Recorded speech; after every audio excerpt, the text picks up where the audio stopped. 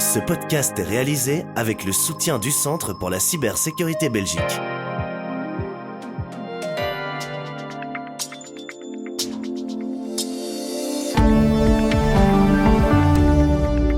Z sur 7, bienvenue dans votre podcast quotidien. Ce mardi, nous sommes le 29 octobre. Et votre podcast aujourd'hui est animé par Anne Marchand. Bonjour à tous et à toutes. Aujourd'hui, dans votre nouvel épisode, l'écart de salaire entre la Belgique et ses voisins européens est de 1%.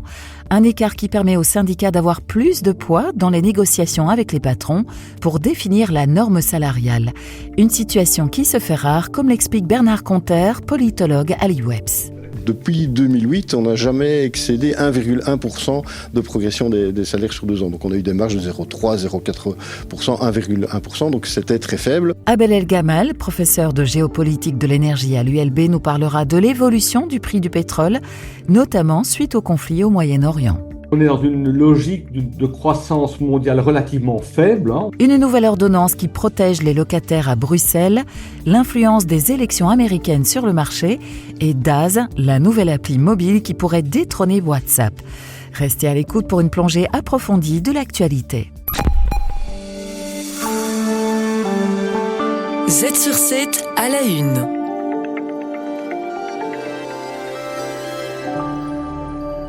Le quotidien La Libre a eu accès à un pré-rapport du Conseil central de l'économie sur l'état des lieux des salaires en Belgique par rapport à nos voisins européens. Le Conseil, qui regroupe des patrons et des syndicats, estime que l'écart est aujourd'hui de 1%, alors qu'il était de 3% en 2023. Suite aux indexations successives, la Belgique réduirait son écart salarial sans grande surprise, selon Bernard Conter, politologue à l'IWEPS. Dans les pays voisins auxquels on a l'habitude de se comparer, l'évolution des salaires se fait par un processus de négociation et donc le rattrapage, la compensation de l'inflation a pris du temps dans le cadre de négociations. Mais on donnait lieu, semble-t-il, à des augmentations de salaires importantes, notamment en Allemagne, qui a mis le paquet pour augmenter notamment le salaire minimum. Donc les salaires chez nos voisins augmentent, mais avec un effet retard, et donc on observe que le handicap salarial s'est fortement réduit. La diminution de cet écart n'est pas sans importance, puisqu'il sert de base aux négociations entre les patrons et les syndicats pour établir la norme salariale. Elle fixe la norme des augmentations salariales pour protéger la compétitivité des entreprises. Un avantage pour les syndicats, comme l'explique Bernard Conter, au vu des prochaines négociations prévues début 2025. Depuis 2008, on n'a jamais excédé 1,1% de progression des salaires sur 2 ans. Donc on a eu des marges de 0,3, 0,4%, 1,1%, donc c'était très faible. Peut-être qu'ici, sous réserve des chiffres qui sortiront du secrétariat du Conseil central de l'économie, peut-être qu'ici on pourrait avoir une marge un peu plus importante, dans un contexte où les marges bénéficiaires des entreprises sont quand même très élevées et sont en croissance depuis 20 ans. Pour l'instant, le Conseil central de l'économie n'a pas encore confirmé les chiffres publiés par La Libre. Les experts attendent encore des données complémentaires pour publier un rapport définitif dans quelques mois.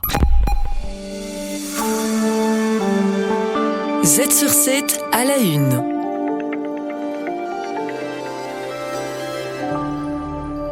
Le baril de Brent n'échappe pas à la crise au Moyen-Orient, mais il répond aussi aux lois des marchés. Il est repassé sous la barre des $70, de quoi soulager les investisseurs. Lors de sa dernière attaque, Israël a épargné les infrastructures iraniennes, ce qui a apaisé les marchés et entraîné une baisse du prix du pétrole.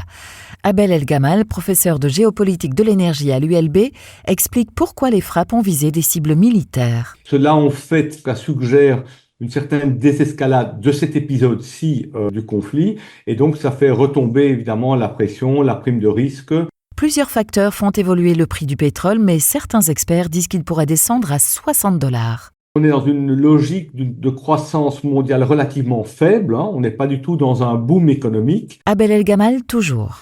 Et les tensions géopolitiques, la déglobalisation, la montée des barrières douanières, etc., pèsent évidemment sur la croissance mondiale, et donc cela implique une diminution des consommations. Et donc, dès lors, qui dit demande plus faible, dit diminution des prix. Le ralentissement économique des pays en demande de pétrole alimente le surplus de production. Pour essayer de stabiliser les prix, l'OPEP+ limite sa production. Une solution qui s'avère compromise. Les fournisseurs réagissent, en particulier l'OPEP+, va essayer de réduire ses quotas. Mais on l'a vu que déjà ils l'ont fait et que c'est relativement inopérant parce que la demande est relativement faible pour le moment. Enfin, la croissance de la demande est très faible et donc ils ne parviennent pas à recréer une tension sur le marché. De leur côté, les BRICS gagnent en influence et pourraient modifier les dynamiques du marché à long terme. Ce groupement de pays rassemble 45% de la population et 35% du PIB mondial. 7 sur 7 à la une.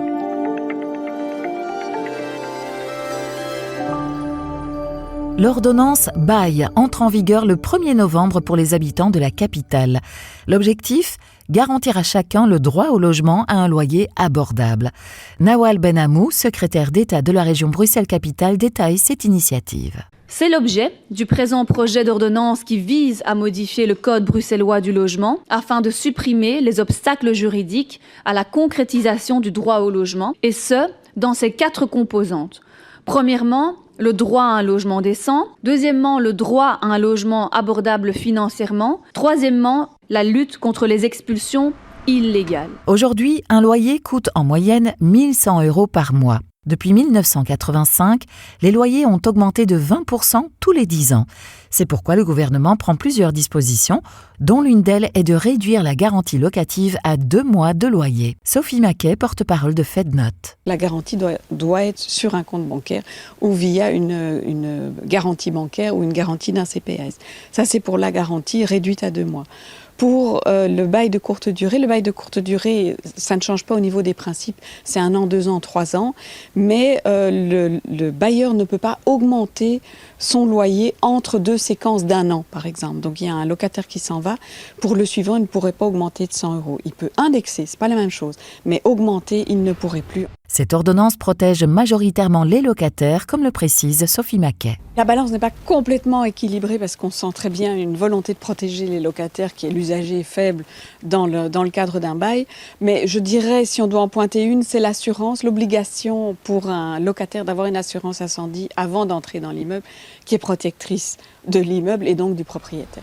Le nombre d'investisseurs immobiliers diminue dans la capitale et beaucoup rejettent la faute sur l'instabilité des décisions politiques. 7 sur 7, le podcast quotidien de Trends Canal Z. Chaque jour, un expert vient donner son analyse sur les cours de la bourse. Aujourd'hui, Éric Joly, stratégiste chez ABN AMRO, revient sur les élections américaines. Kamala Harris et Donald Trump continuent leur course à la Maison-Blanche.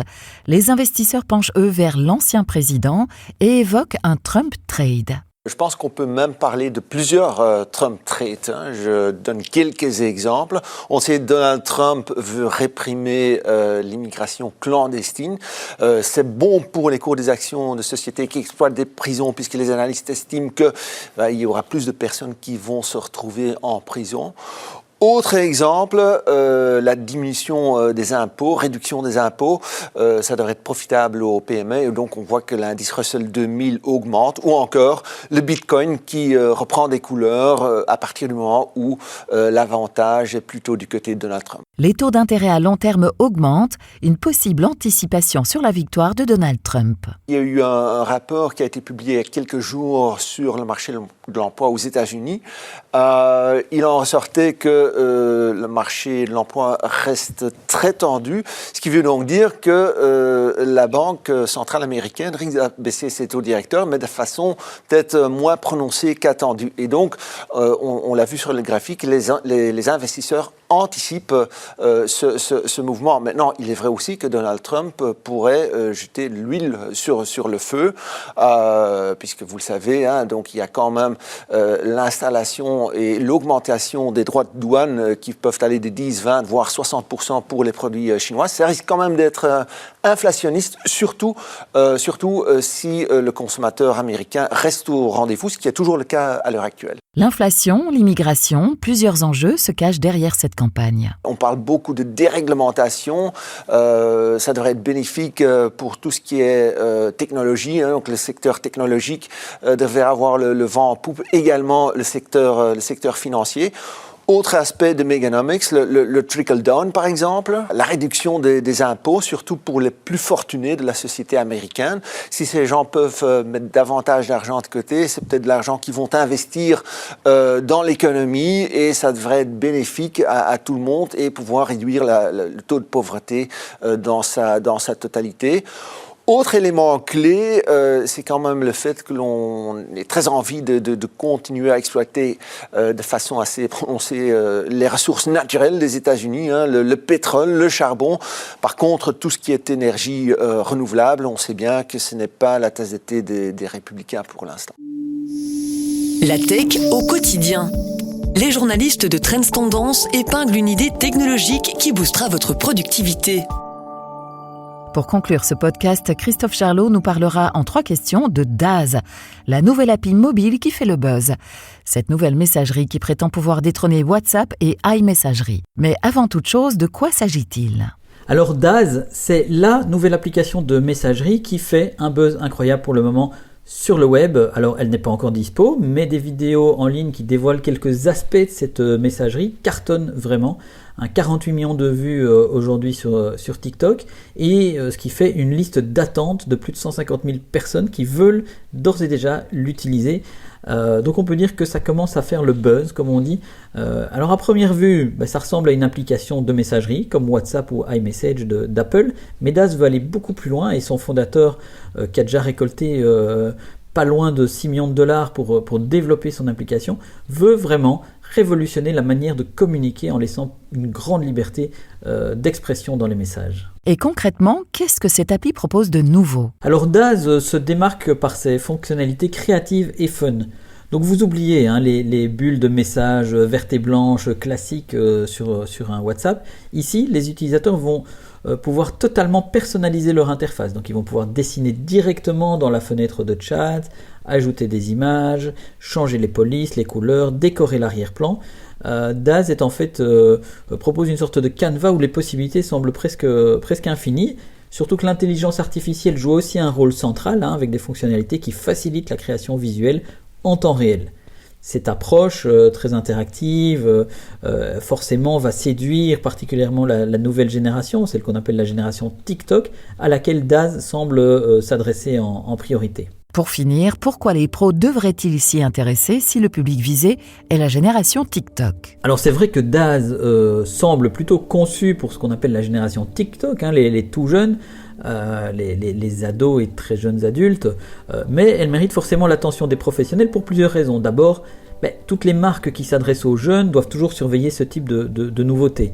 Parce que Daz pourrait bien devenir un nouvel espace où la génération Z passe une grande partie de son temps, et donc ce serait un canal privilégié pour interagir avec eux, que ce soit pour faire de la publicité ou simplement de l'interaction avec la marque. Et cela, que ce soit pour toucher des clients potentiels, pour leur vendre vos produits ou services à terme, mais aussi pour attirer les talents de demain. On parle de recrutement évidemment, et là Daz pourrait offrir, si ça marche évidemment, offrir une opportunité unique de communication adaptée avec les codes des jeunes. Et puis si ça devient un standard de communication pour cette génération, il ne serait pas surprenant de voir émerger des versions ou des usages de Daz qui seraient adaptés à l'entreprise. C'est donc intéressant aujourd'hui de savoir de savoir que cette application va sortir, de la suivre et pourquoi pas de s'en inspirer. Merci à tous et à toutes d'avoir écouté cet épisode. On se retrouve demain avec plus d'analyses sur l'actualité avec en prime Peter de Keyser qui vous fera son analyse de l'estimation de la croissance de la FMI. En attendant, restez bien à l'écoute de l'astuce pour améliorer la cybersécurité de votre société. Z sur 7, le podcast quotidien de Trends Canal Z.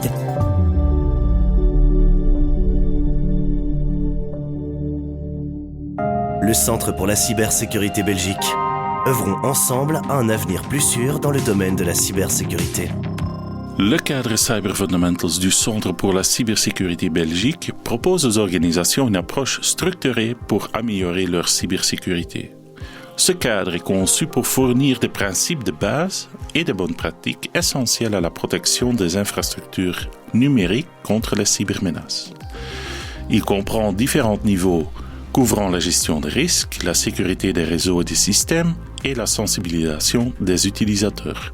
En suivant ce cadre, les organisations peuvent améliorer leur résilience face aux cyberattaques et se conformer aux obligations réglementaires du NIS 2. Le cadre est accessible aussi bien aux petites qu'aux grandes organisations et fournit des directives pratiques faciles à mettre en œuvre. Avec le cadre Cyber Fundamentals, la Belgique franchit une étape importante pour devenir l'un des pays les moins vulnérables d'Europe en disposant d'un écosystème numérique plus sûr, ce qui est crucial pour la protection des données des entreprises et la continuité de leurs activités. Le Centre pour la cybersécurité Belgique. Œuvrons ensemble à un avenir plus sûr dans le domaine de la cybersécurité.